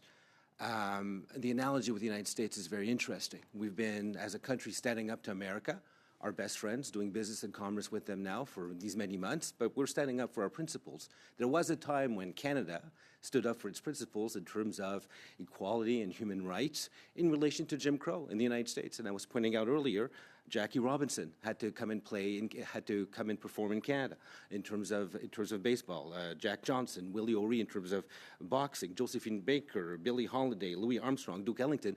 Canada was instrumental in ending Jim Crow in the United States. And at the same time, we were doing commerce with the Americans and we were standing up for our principles. And the analogy was the same with the Eastern Bloc during the Cold War. Ken Dryden, Paul Henderson. There was a time where we, the smaller country, would stand up to bigger institutions. Yeah, thank you. And just have to jump in just because of time, but I think it's a great point, the importance of culture in the process of us standing up for our values, and especially that we would not allow the censorship on our soil by foreign actors. I think it's important for this committee, having heard this testimony, not only to listen, but to take action and propose solutions. In that spirit, I'd like to move a motion on this matter at hand, which I believe the clerk has and can now proceed to distribute. The motion is, given that the Chinese Communist Party is targeting Falun Dafa practitioners and Shenyun performances in Canada, the National Arts Centre ended its relationship with Shenyun after years of hosting its performance. Shenyun performances in Toronto were cancelled due to bomb threats.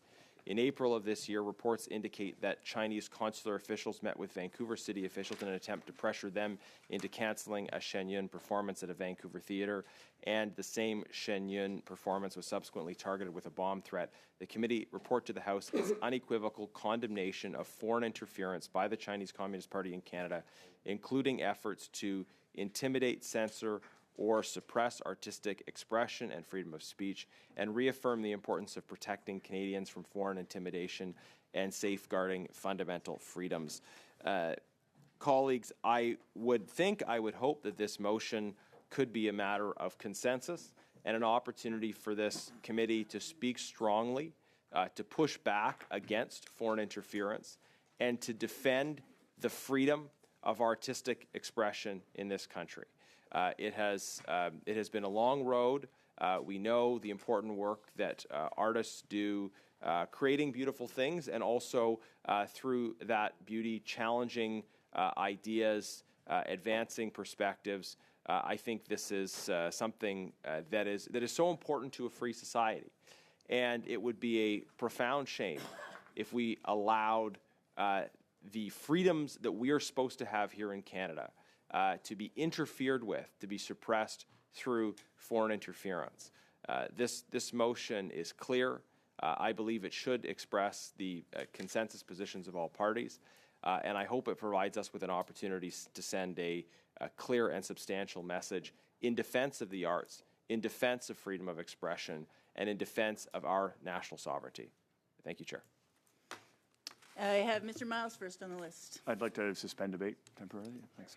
I am so sorry. What's your computer? I'm going to suspend while we have a moment for members to look at this motion. Okay. And also...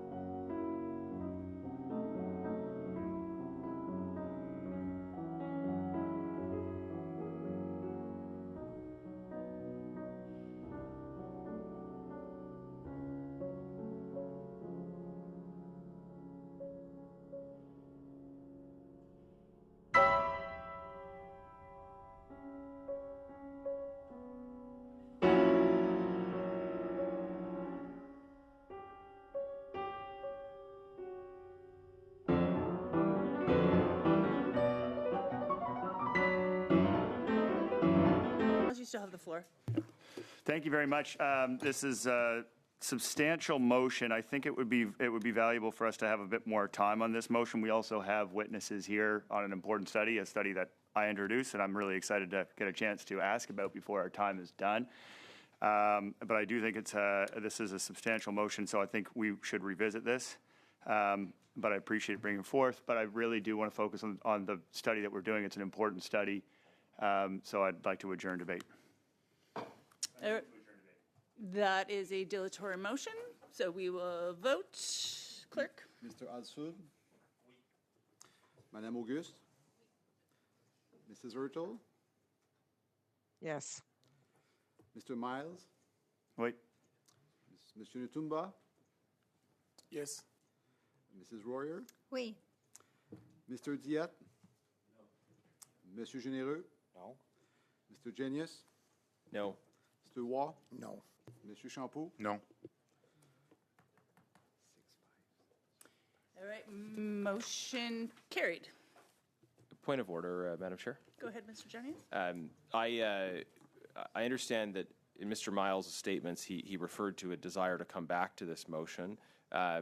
Is it your intention then to schedule time for debate on this motion at a subsequent meeting? It'd be good for us to know that, or I don't know if the intention is to put it off indefinitely or to schedule time for the continuation of this motion, which we certainly, I think, could and should do if the intention is to come back to it in a serious way.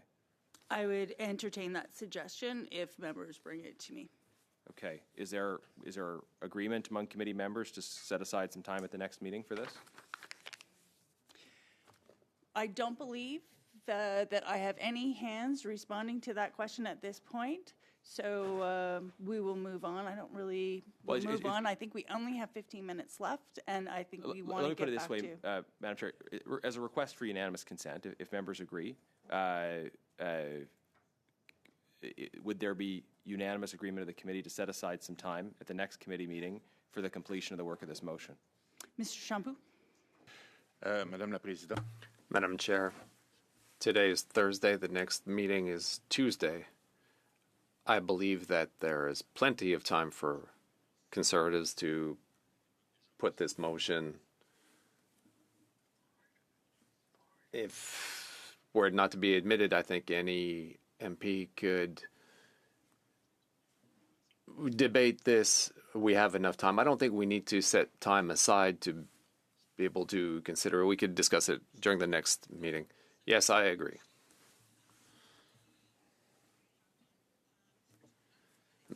Monsieur Tumba, you now have 5 minutes for your question. Thank you, Madam Chair.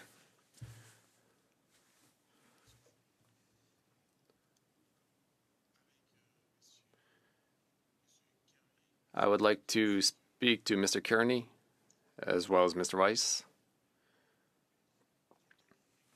Earlier, my colleagues had inquired about concert venues in creative spaces, which unfortunately in more rural areas are closing.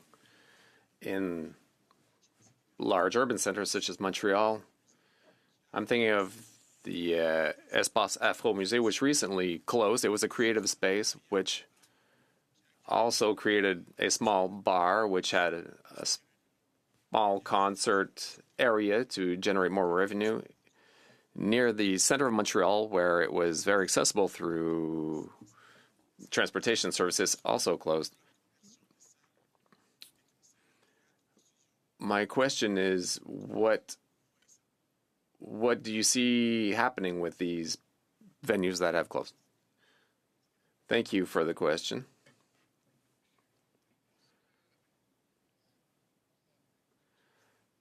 We have seen several venues close down in Quebec and across the country. But it is not yet a crisis. We've seen 3 or 4 venues close recently.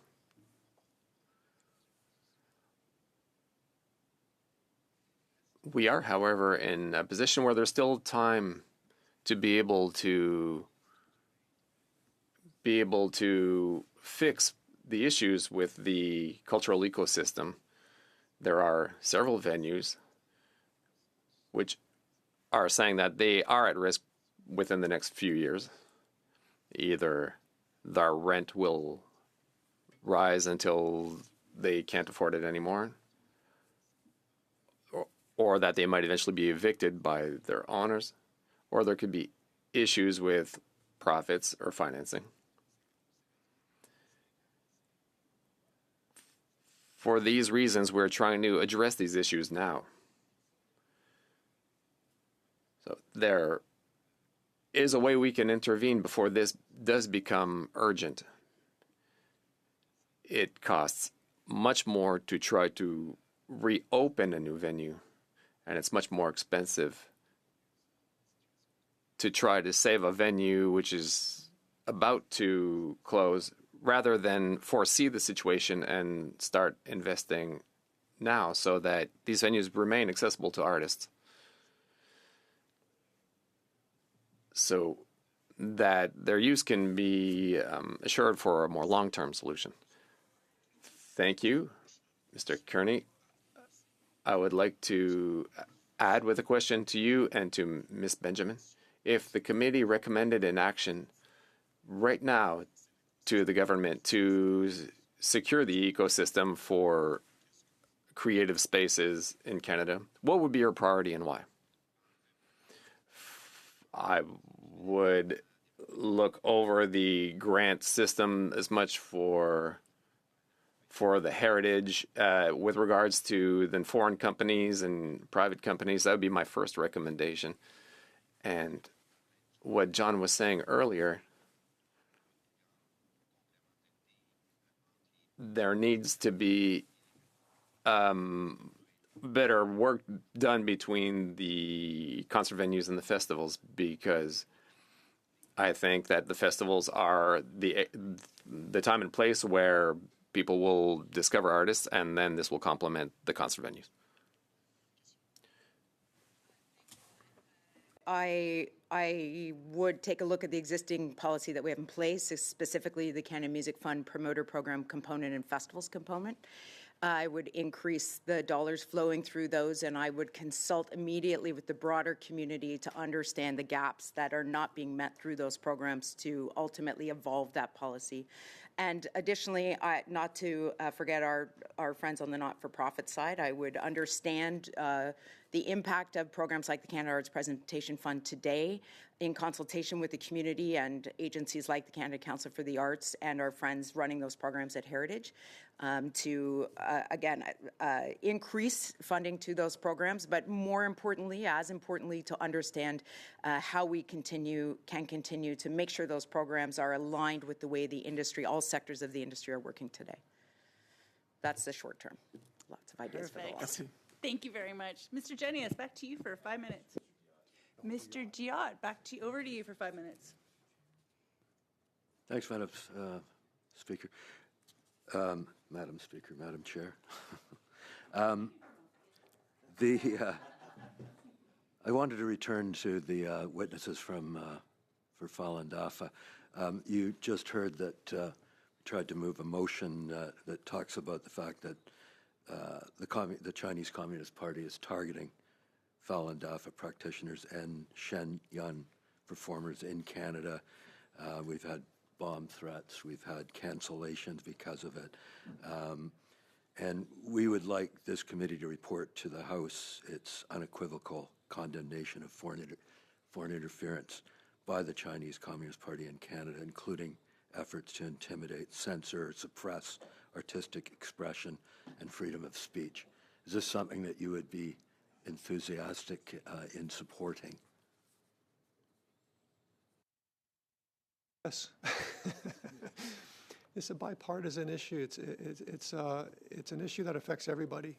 You know, it's not just the Falun Gong community or Shen Yun. Today it's Falun Gong, Shen Yun. Tomorrow it's going to be somebody else. You know, when we allow foreign dictatorship to silence our voices, our arts, then, you know, we lose everything. We lose everything in Canada. We have no sovereignty anymore. We're at the behest of a foreign dictatorship. So we're again, we have support. We appreciated the support for many years, for over a quarter century now, from the Liberal members of Parliament like Irwin Cotler, who championed our cause many years ago. We have supporters from the Conservative side as well. So again, this is an issue that affects all Canadians, and we appreciate the support from everybody on this. Yeah. Vous savez, je peux vous ajouter que le climat de peur qui se I will add that the climate of fear that we're experiencing in the Greater Toronto area, when the Chinese government can be so present and so impactful with such impunity that affects the communities, mostly the Chinese Canadian community, it is not only the Falun Gong practitioners that are suffering from it. It is all the Canadian cultural communities. It is Canadian multiculturalism that suffers. This international intervention, this interference that prevents us from expressing ourselves culturally here in Canada is a phenomenon which is very serious, and I believe it is your responsibility as a committee and as parliamentarians, defenders of the charts of rights and liberties. I believe that we can't just be sticking our heads in the sand or to hide from this obligation to protect our citizens. I would like to thank Mr. Genuis for what he's done today. And I hope that the members of the committee, in a nonpartisan way, will not only see this through, but also be sure that all levels of the federal government, whether it be the RCMP or other tools that the federal government has, to come and protect Canadians and allow them to express themselves. A report on Global News that said RCMP won't release the policing pact that was made with China, despite some pressure. It's basically saying that it signed it with China's Ministry of Public Security without. So they're basically wanting Beijing to agree to release this pact before they will to agree to the release of this pact before it would be released to the Canadian public. What do you think of that? Say, as a lawyer, generally speaking, in terms of other matters that I've worked on, that cooperation between our institutional services with the CCP has been at certain times unacceptable in terms of our own Canadian laws and regulations. With a situation where I've seen members of the police or members of the MPS, of the Chinese MPS, actually boots on the ground conducting investigations hand in hand with Canadian authorities. I've seen Canadian police officers involved in conducting investigations and interrogations in Chinese prisons in China. So none of this is a surprise to me, and I think it's incredibly important that parliamentarians have actual knowledge of what degree we are institutionally cooperating with the Chinese Communist Party. Does this development upset you? I'm sorry, Mr. Giat, we're almost out of time for this meeting, and your time is up. Mr. Miles, you have 5 minutes. Thank you very much, and thanks to all the witnesses for being here for this important study. I wanted to ask, maybe we'll start with John and Aaron. My particular question is about whether the definition of what a venue or a cultural center is, if it's too narrow. I wonder if maybe with some of the funding that has been traditionally given out by Culture and Heritage in Canada, if it's been directed obviously towards more traditional art centers or municipal art centers and these kind of things, and some of the challenges around, John, you spoke to it, if they do other things. Can we talk specifically about the definition and how that has become maybe a bit of a obstacle in accessing funding? I know the Live Music Fund did help some of that, but I think it's an ongoing conversation. So maybe we can speak to that. Thank you for the question. And John, maybe we could handle this together, but there's two sides to this coin. There's the nonprofit side and the commercial side. So the commercial side, especially during COVID, when the government put $70 million into the independent concert promotion and venue sector to save the infrastructure, there was a very comprehensive conversation at Canadian Heritage about what would define the eligibility criteria. In my opinion, it was too narrow, and we lost a bunch of venues as a result. But there are a few pockets on the commercial side where in the province of Ontario many years ago, we had something called the Vision for Ontario's Live Music Sector, which we prepared in partnership with the government of the time. We defined what a venue is, a commercial venue. And so there are different jurisdictions that have looked at the amount of Canadian content on stage, the size of capacity, et cetera, and the business model shape. So sole proprietor, is it owned by a conglomerate, et cetera. So there's that side of things. And then there's the nonprofit side.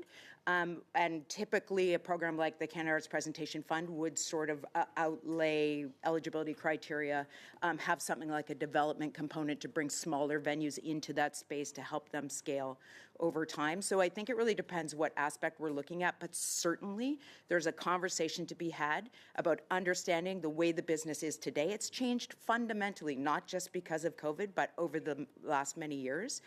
So what do artists need? What do audiences need? Where are the gaps? Where are the opportunities? And again, I'm a broken record today. How can policy respond to that? Yeah, I would say that venues are where artists play, right? And our Les Mac, our network, presents thousands and thousands of shows a year. I mean, almost every artist that tours in Quebec is playing mostly in our venues. And so, you know, we could get into the weeds on how to structure eventual programs that you know for venues. But the reality is, I think you have to start at the beginning. And the beginning is venues are where artists play, and a lot of those spaces are structurally excluded from existing funding and have been historically. So, Aaron, everything Aaron said is correct, and there's a much longer conversation there. But I think that it's helpful to work backwards. Can we just talk specifically what has been structurally excluded, though? Is it the commercial, those small commercial venues? Like if you make a certain amount of money, or you know, because you're not a nonprofit, like can we just get into some specifics there? Yeah, so a big part of it is definitely the way certain venues are structured, the not-for-profit and the for-profit divide. So traditionally, the federal government has seen venues as not-for-profit theaters and performing arts centers. I mean, I'm painting with a little bit of a broad brush, but that's a pretty good way of putting it. And a lot of operators don't necessarily want to structure as non-for-profits, but that doesn't mean they're making money hand over fist. They're still investing in the same types of expenses. They're still paying artist fees in the same way that theaters and performing arts centers do. They've just chosen to structure differently for reasons that are complex, and again, that are too complex to go into today. But I think the for-profit and not-for-profit piece is a big one. And over time, my sense is that divide has kind of become ingrained and instantiated in the way federal funding has gotten rolled out, as if to assume structurally, of course, for-profit venues shouldn't be funded, they're for-profit. But when you look at the profit margins in these spaces, I mean, they're incredibly low. So, for example, in the U.S., I think it's 64% of independent venues lose money. In the UK, I think it's 54%, but even if I'm getting the number slightly wrong, it's a majority of venues, of independent venues, most of which are for-profit, are losing money. The average profit margin in the UK is about 2%. We don't have these numbers for Canada, but I mean, I anecdotally, I can confirm that the same thing is true in Quebec. And so I think we have to rethink the way we determine eligibility and the way the assumptions that are baked into the system about where artists play and where they earn their money. Jump back in very briefly. The Canada Music Fund was structured, I believe, to keep this segment of the industry out. The thought was. Thank you. I'm sorry, I can't give you the floor. We're out of time, and you can't do that. Monsieur Champoux, finalement, 2 minutes et demie. Merci, Madame. Thank you, Madam Chair. You know I'm very concise with time. I'll do this quick. Patrick, back to you. Because you had said in your opening statements the situation with Live Nation. I know John Weiss and his organization also published an open letter in the Devoir expressing concern and informing media and politicians on the issue. There are a number of concert halls that are owned by these companies. Have you witnessed certain practices that would show that they are trying to prevent the smaller players from being able to integrate this ecosystem, which is dominated by this multinational? John would be able to conclude, but there's a complete vertical control. Even in Montreal now we control beer sales because Evenco is related to the Molson family. They are constantly making new acquisitions without making it particularly known. They won't say that they, for example, control a new booking agent. So they're controlling everything from the... Sorry to interrupt, but if I have a small concert venue and I'm a, say, producer,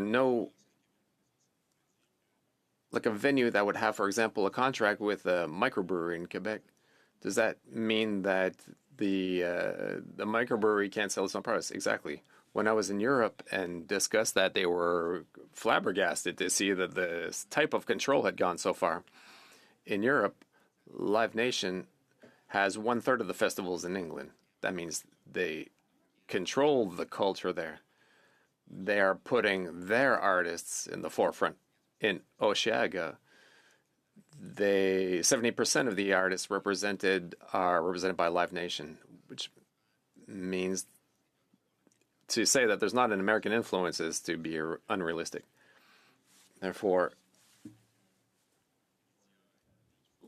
what we've seen, or if we're not alerted already with everything that we've seen through the media, there's an issue and we need to sort of be more aware of the situation. Thank you. Thank you. I would like to thank all the witnesses who were here today. Please send a note or a brief to our clerk, and we can include that information in our eventual study that we'll publish on this report. Really appreciate all of your interesting thoughts today. And now, meeting adjourned.